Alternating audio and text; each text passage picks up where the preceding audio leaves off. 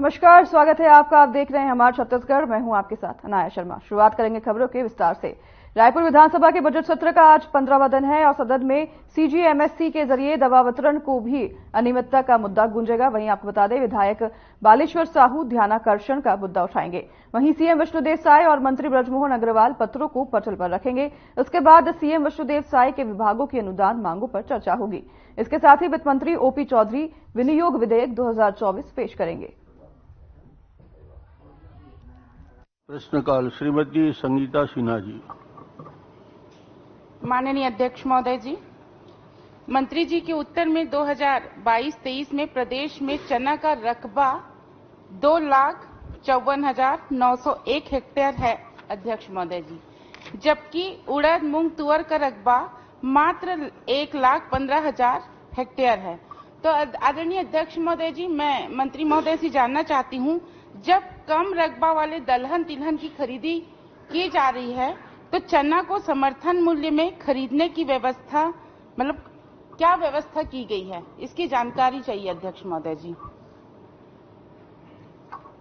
माननीय अध्यक्ष महोदय, क्योंकि चने की जो बाजार दर है वो समर्थन मूल्य से ज्यादा है, इसलिए उससे खरीदने की कोई आवश्यकता नहीं।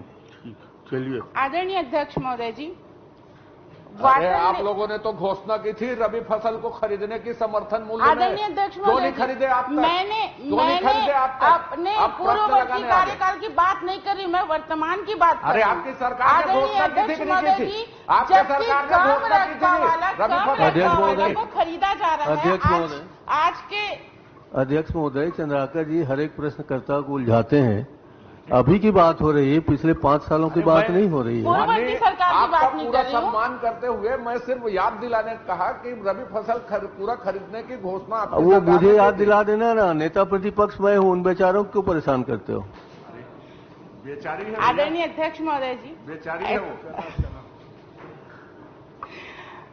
जो आज के हमारे अगर संजारी बालोद विधानसभा की बात करूं तो वाटर लेवल कम हो रहा है अध्यक्ष महोदय जी, और वाटर लेवल कम होने के कारण लोग, जो किसान लोग हैं, वो चना ज्यादा बुआई करने पे शुरुआत कर चुके हैं अध्यक्ष महोदय जी। अगर रकबा की बात करूं तो पहले से डबल और ट्रिपल होने जा रहा है रकबा, और ये पूरे छत्तीसगढ़ प्रदेश की बात कर रही हूं अध्यक्ष महोदय जी कि लोग वाटर लेवल डाउन होने के कारण लोग चना की ओर ज्यादा प्रभावित हो रहा है, चना बुआई कर रहे हैं और रकबा बढ़ चुका है अध्यक्ष महोदय जी।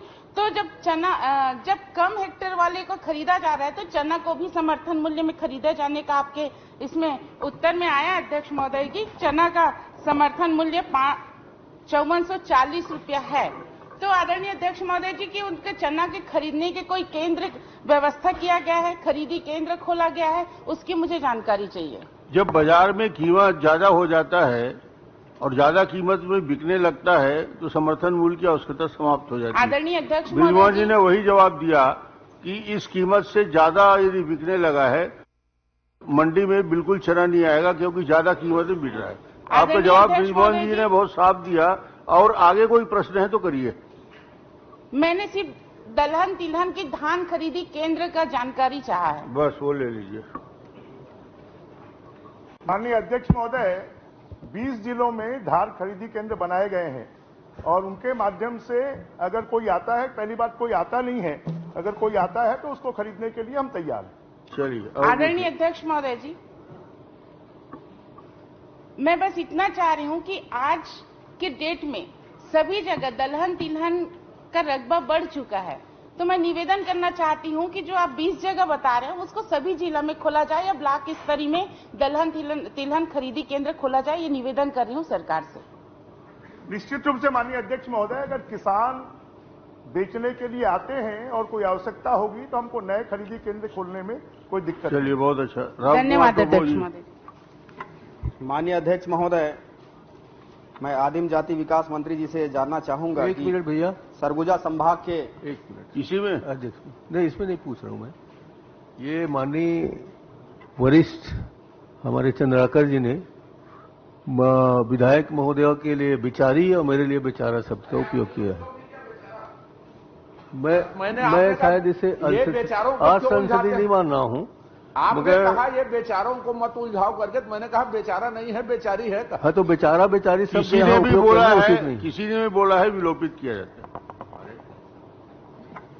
माननीय अध्यक्ष महोदय, मैंने आदिम जाति विकास मंत्री जी से यह जानना चाहूंगा कि सरगुजा संभाग में माझी समाज के जाति प्रमाण पत्र में मात्रात्मक त्रुटि के कारण उनकी जाति नहीं बन पा रही है, तो क्या इसमें किसी प्रकार का गाइडलाइंस जारी किया गया है या इसको किसी विभाग में भेजा गया है?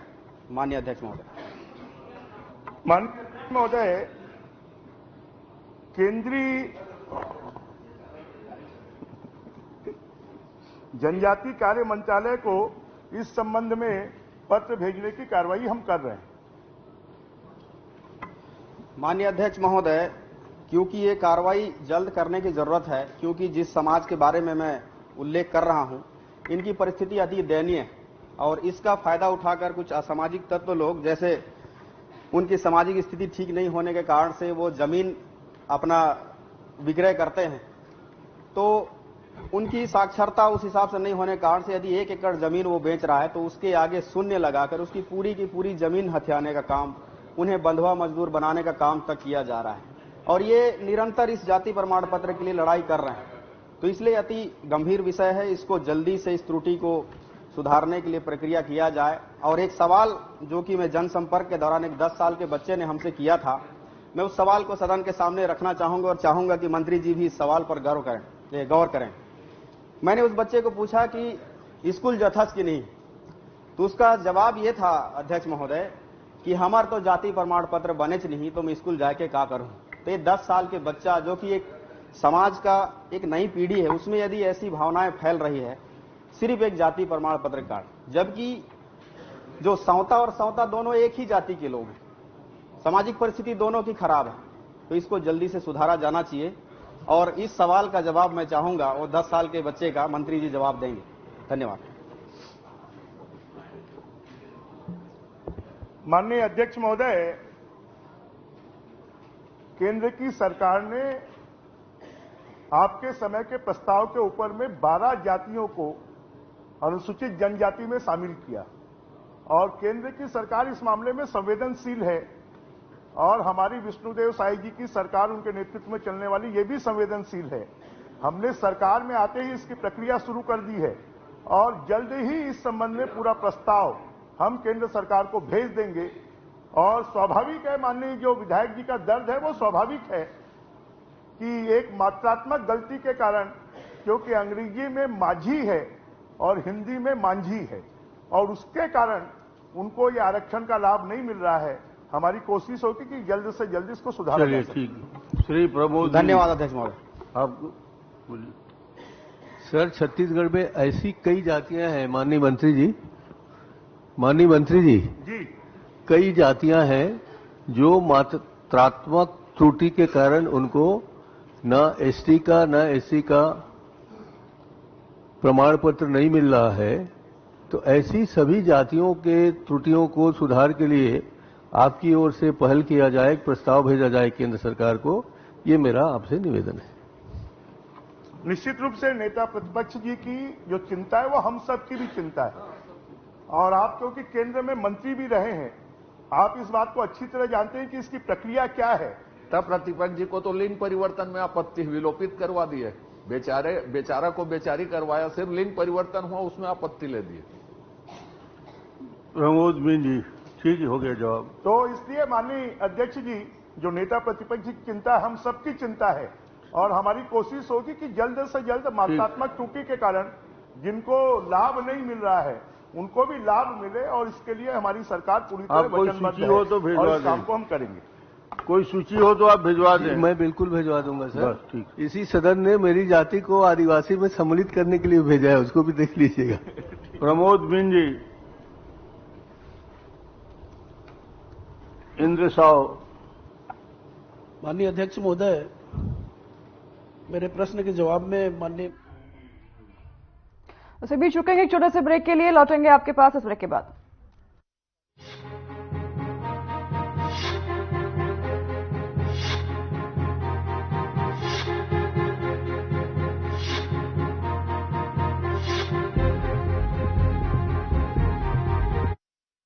बच्चों आज हम बनाएंगे तो शुरू करें। तो उठाओ पेंसिल।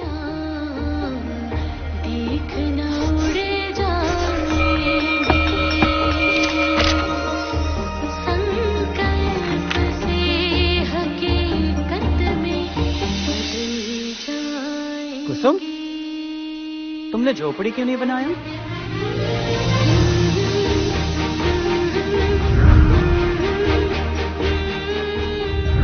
सर, अब तो सबका पक्का घर बन गया है।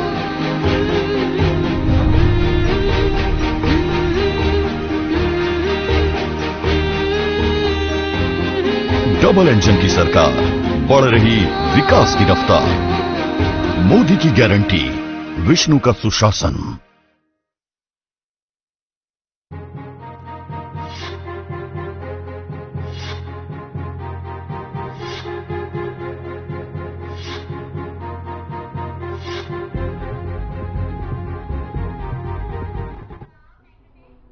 तो एक बार फिर स्वागत है आपका ब्रेक के बाद। आपको सीधे लिए चलते हैं विधानसभा, जहां पर सदन की कार्यवाही लगातार जारी है। किसानों के लिए रास्ता नहीं मिलने से वो औने पौने दाम पर अपनी भूमि को बेच रहे हैं। ये बहुत ही गंभीर विषय है और इस पर मैं चाहता हूं कि ऐसे कॉलोनाइजर और बिल्डर पर कार्रवाई होनी चाहिए। माननीय अध्यक्ष महोदय, जैसा कि मैंने पहले भी बताया कि 21 प्रश्न ही 2021 से 23 तक का मांगे हैं, उसकी जानकारी दिया गया है। और इस बीच में अभी तक किसी भी प्रकार की अवैध कॉलोनी निर्माण के संदर्भ में कोई विभाग को अभी तक शिकायत प्राप्त नहीं हुई है। यदि सदस्य को विशेष रूप से ऐसी कोई शिकायत है तो आप अलग से उसको बता देंगे, उसको दिखवा लिया जाएगा। चलिए, संपत अग्रवाल जी। माननीय अध्यक्ष महोदय, मेरा तो प्रश्न वित्त मंत्री जी से था। माननीय अध्यक्ष महोदय, मेरे द्वारा पूछे गए प्रश्न का उत्तर आया है, उसी से संबंधित मैं आपके माध्यम से माननीय मंत्री जी से ये जानना चाहता हूं कि वर्ष 2021-22 व 22-23 और 23-24 के दौरान कुल कर्ज जो लिया गया था वह राज्य की जीडीपी का कितने प्रतिशत था?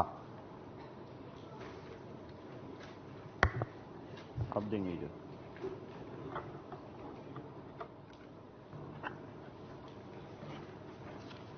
माननीय अध्यक्ष महोदय,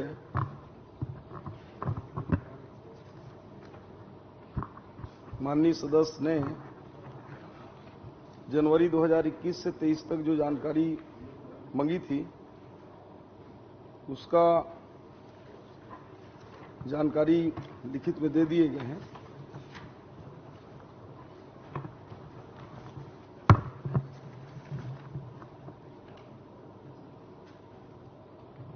और टोटल जो ऋण है उसमें जीडीपी का प्रतिशत अलग से इनको उपलब्ध करा देंगे माननीय अध्यक्ष महोदय। माननीय अध्यक्ष महोदय, मैं माननीय मंत्री जी से जानना चाहता हूं कि किसी भी वित्तीय वर्ष में राज्य द्वारा अपनी जीडीपी का कितने प्रतिशत भाग के बराबर कर्ज लिया जा सकता है? क्या अधिकतम कर्ज लिए जाने की कोई तय सीमा है?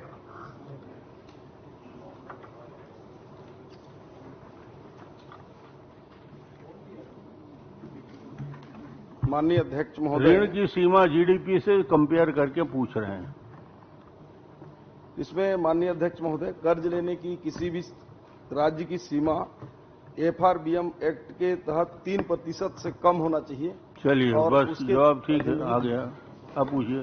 अध्यक्ष, एक लास्ट छोटा सा। अध्यक्ष महोदय, कर्ज के रूप में प्राप्त राशियों को जिन मदों में व्यय के लिए आवंटित किया गया था, क्या उस समस्त आवंटित राशि को उस विभाग द्वारा पूर्ण व्यय कर लिया गया है?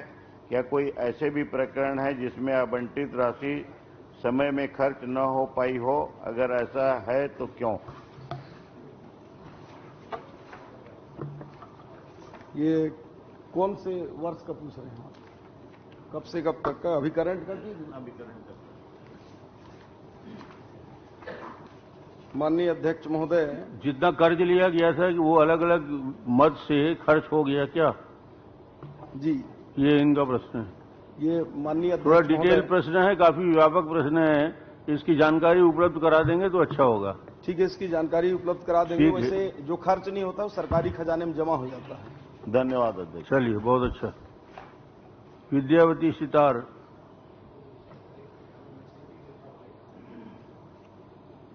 नहीं आई। चैतराम अटामी जी।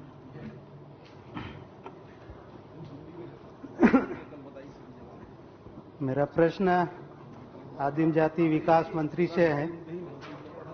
माननीय अध्यक्ष महोदय, वित्तीय वर्ष 2021 से दिनांक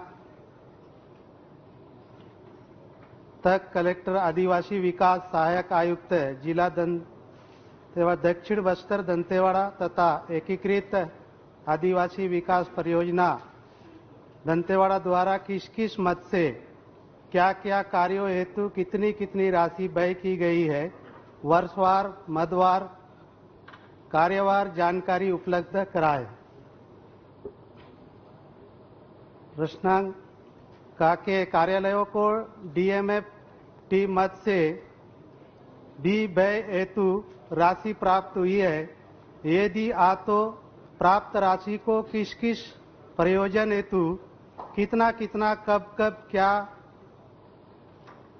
व्यय किया गया है, वर्षवार कार्यवार जानकारी उपलब्ध करावे। ठीक है, प्रश्न कर लिए, जवाब सुनिए। अध्यक्ष महोदय, नहीं, प्रश्न बाद में फिर करेंगे, अभी जवाब सुन लीजिए।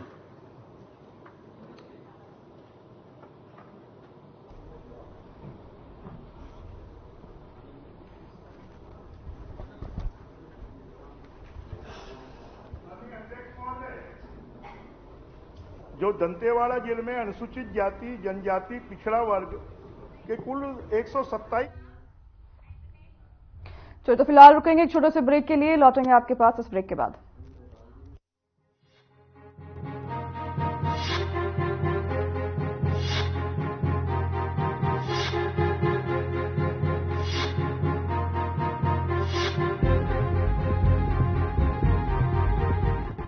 आज हम बनाएंगे तो शुरू करें। तो उठाओ पेंसिल।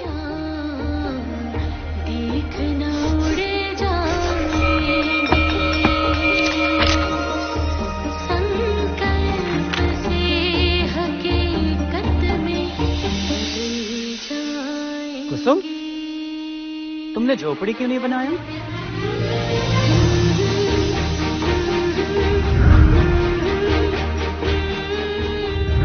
सर, अब तो सबका पक्का घर बन गया है।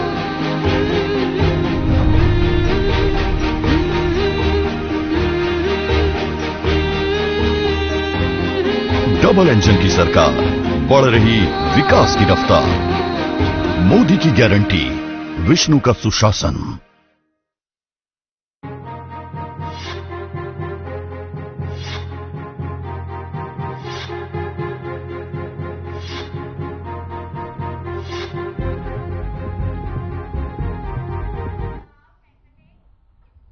स्वागत है आपका एक बार फिर ब्रेक के बाद। आपको सीधा लिए चलते हैं विधानसभा सदन की कार्रवाई शुरू हो चुकी है। 22-23 में 15 करोड़ 33 लाख 6,59,300 रुपए खर्च हुआ है और 23-24 में 23 करोड़ 38 लाख 40 हजार रुपए खर्च। चलिए, और कोई प्रश्न है आपके? जी अध्यक्ष महोदय, प्राप्त राशि को निर्माण मरम्मत कार्यों तथा सामग्री खरीदी हेतु भी व्यय किया गया है। यदि तो किन किन कार्यों हेतु कब कब कितनी कितनी राशि व्यय किया गया है, कार्य एजेंसी ठेकेदार सामग्री आपूर्तिकर्ता फर्म व्यक्ति के नाम पता सहित वर्षवार जानकारी उपलब्ध करावे। माननीय अध्यक्ष महोदय, हमने परिशिष्ट में ये पूरी जानकारी उपलब्ध करवा दी। परिशिष्ट में पूरी जानकारी आपको दे दी गई है। यदि उसमें आपने पढ़ा होगा परिशिष्ट, उसमें कोई और प्रश्न है तो बताइए। धन्यवाद। चलिए, संतुष्ट हैं आप। राघवेंद्र कुमार सिंह। धन्यवाद अध्यक्ष महोदय। अध्यक्ष महोदय, मैंने एक पॉइंटेड प्रश्न किया था कि बीज और दवा किन किन संस्थाओं से छत्तीसगढ़ के बाहर की कितनी थी और कौन सी प्रक्रिया के अंतर्गत खरीदी गई हैं। तो ये जो जवाब आया अध्यक्ष महोदय, इसमें उन्होंने फर्म का नाम तो दिया है, और जितने छत्तीसगढ़ के बाहर के फर्म हैं उनका एक भी नाम नहीं है। मंत्री जी, मेरे पास जानकारी है, अगर आप आज्ञा देंगे तो मैं आपको उसको दे भी दूंगा। और इसके खिलाफ कई, चूंकि किसानों का मामला अध्यक्ष महोदय, इनके खिलाफ कई शिकायतें भी आई थी जिसका उल्लेख भी इसमें नहीं किया गया है। और मैंने पॉइंटेड पूछा था कि प्रक्रिया कौन सी, किसका पालन किया गया है, उसकी भी जानकारी विभाग द्वारा नहीं दी गई है अध्यक्ष महोदय। माननीय अध्यक्ष महोदय, हमने पूरी जानकारी दे दी है, क्योंकि हमारा शासन का बीज विकास निगम है और बीज विकास निगम के माध्यम से ही बीज की खरीदी की जाती है। जो हमारे यहाँ रजिस्टर्ड कंपनियां हैं, वो रजिस्टर्ड कंपनियों के माध्यम से ही खरीदी की जाती है और उसके द्वारा ही किसानों को वितरण किया जाता है। इसमें इसलिए कोई किसी प्रकार की कोई शिकायत, उसके सैंपल लिए जाते हैं, सैंपल का परीक्षण किया जाता है और उसके बाद ही बीज की सप्लाई की जाती है। अध्यक्ष महोदय, कुछ वहां पर डायरेक्ट खरीदी हुई है जो छत्तीसगढ़ के बाहर के फर्म हैं उनसे, और यही मेरा प्रश्न था। और इसमें वीना, एल्विन और नेप्ट्यून इंडस्ट्री, ये तो 3 हैं जिनसे बाहर से खरीदी की गई है। तो मैं माननीय मंत्री जी से निवेदन करूंगा कि एक बार इसकी आप जांच करवाने, क्योंकि इनके खिलाफ कई शिकायतें वहां आई थी किसानों के द्वारा। माननीय अध्यक्ष महोदय, क्योंकि किसानों को सीधी किसी भी कंपनी के द्वारा सप्लाई नहीं किया जाता, किसानों को जो बीज की सप्लाई की जाती है वो कृषि विकास, हमारे बीज विकास निगम के द्वारा की जाती है। इसलिए इसमें किसी भी प्रकार की कोई गड़बड़ या जांच की आवश्यकता ही नहीं है। अगर किसी किसान को खराब बीज भी जाता है और 60% से कम जर्मिनेशन होता है, तो बीज का जितना पैसा है वो कृषि विकास निगम के द्वारा उसको वापस किया जाता है। अध्यक्ष महोदय, मैं माननीय मंत्री जी के ध्यान में लाना चाहता हूं, विष्णुदेव जी की छाया है, विष्णुदेव जी की सरकार है, इसमें तो जांच पर जांच हो रहे हैं। अगर हम कह रहे हैं कि 3 ऐसे कंपनियां हैं जो छत्तीसगढ़ के बाहर के हैं, जिन्होंने बीज सप्लाई किया है, जिसका जर्मिनेशन रेट कम है, जिनने गलत दवाइयां दी हैं, गलत बीज दिया है, उसमें जांच कराने में क्या आपत्ति है? अगर माननीय अध्यक्ष महोदय, जितनी ये कंपनियां हैं ये सप्लाई करती है बीज विकास निगम को, और बीज विकास निगम किसानों को सप्लाई करता है। इसके बीज विकास निगम जितनी भी सप्लाई करता है वो जांच परख के बाद ही करता है और इसमें किसी भी प्रकार की कोई शिकायत ही नहीं है। जब कोई शिकायत नहीं है तो जांच क्या करवाएंगे? और अगर विधायक जी के पास में कोई शिकायत है तो उसकी कॉपी दे दे हमको। तो यही मैं कह रहा हूं, आपको लिख के दे दिया जाएगा कितने जगह से गलत सप्लाई हुआ है, कितने कितने सीधे सप्लाई हुए हैं, तो उनकी जांच कराएंगे, घोषणा कर दीजिए बस। जब कुछ गलत ही नहीं हुआ है तो किस चीज की जांच की घोषणा? लिख के दे देंगे तो जांच करा लेंगे। नहीं, वो लिख के दे दें तो निश्चित रूप से हमारी जहां की शिकायतें हैं मैं मंत्री जी को आप बता दीजिए, हो जाएगा। चरणदास मोहन जी। माननीय अध्यक्ष महोदय, मैं स्वयं किसान हूं और बीज विकास निगम में हम लेन देन भी करते हैं वहां फसलों का।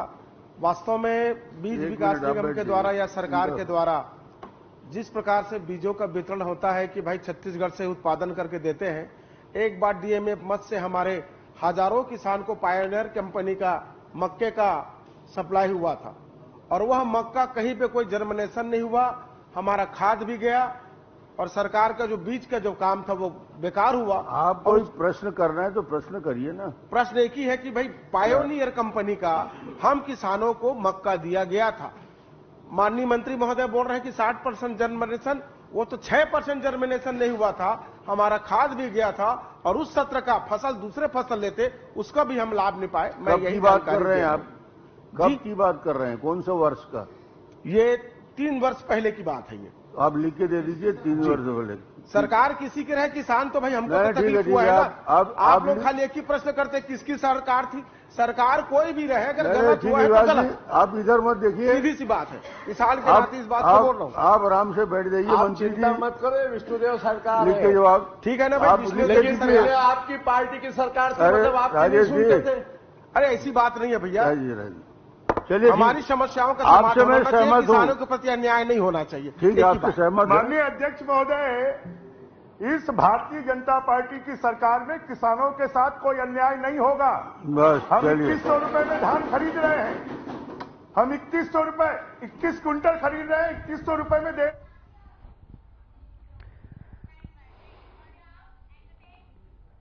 इसी बीच अंबिकापुर से इस वक्त की बड़ी खबर सामने आ रही है। नशे के हालत में पत्नी और सास ने पति को मौत के घाट उतार दिया। इस वक्त की बड़ी खबर से आपको रूबरू करवा रहे हैं अंबिकापुर से जो आ रही है। वहीं आपको बता दें कि पुलिस ने पूरे मामले में जांच पड़ताल शुरू कर दी है। अंबिकापुर से ये बड़ी खबर सामने आई है, जहां पर नशे की हालत में पत्नी ने अपने सास के साथ मिलकर पति को मौत के घाट उतार दिया है। शराब के नशे में पत्नी ने पति को मौत के घाट उतार दिया है। मामला जो है अंबिकापुर से बताया जा रहा है। वहीं पुलिस ने आरोपी पत्नी और सास को गिरफ्तार कर लिया है। शराब के नशे में धुत पत्नी ने पति को मौत के घाट उतार दिया है। मृतक की पत्नी और सास ने मिलकर घटना को अंजाम दिया है। वहीं आपको बता दें कि मामलू विवाद से गला घोंटकर मौत के घाट उतारा गया है। पुलिस ने आरोपी पत्नी और सास को गिरफ्तार कर लिया है। मामले की जांच में पुलिस जुटी हुई है। बड़ी खबर आपको अंबिकापुर से बता रहे हैं। शराब के नशे में धुत पत्नी ने अपने पति को मौत के घाट उतार दिया है। वहीं मृतक के पत्नी और सास ने मिलकर इस घटना को अंजाम दिया है। अंबिकापुर की यह घटना बताई जा रही है, जहां पर नशे की हालत में पत्नी ने अपने ही पति को मौत के घाट उतार दिया और उस घटना को अंजाम देने के लिए मृतक की सास ने पत्नी का साथ दिया। और आपको बता दें, पुलिस जो है पूरे मामले की जांच में जुट गई है। आरोपी पत्नी और सास को पुलिस ने गिरफ्तार कर लिया है। अंबिकापुर में एक युवक की हत्या कर दी गई है और युवक की हत्या उसकी पत्नी ने की है। नशे की हालत में पत्नी ने अपने पति को मौत के घाट उतार दिया है और पत्नी के साथ उसकी मां का भी इस घटना में हाथ बताया जा रहा है। वहीं पुलिस ने जांच पड़ताल शुरू कर दी है।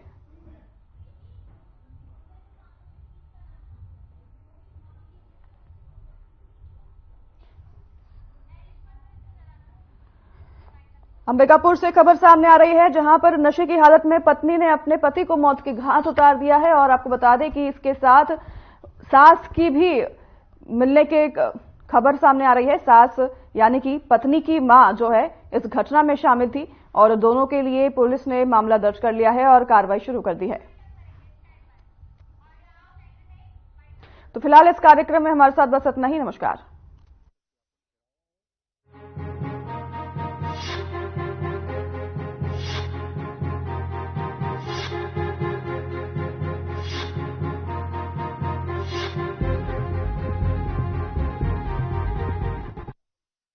बच्चों, आज हम बनाएंगे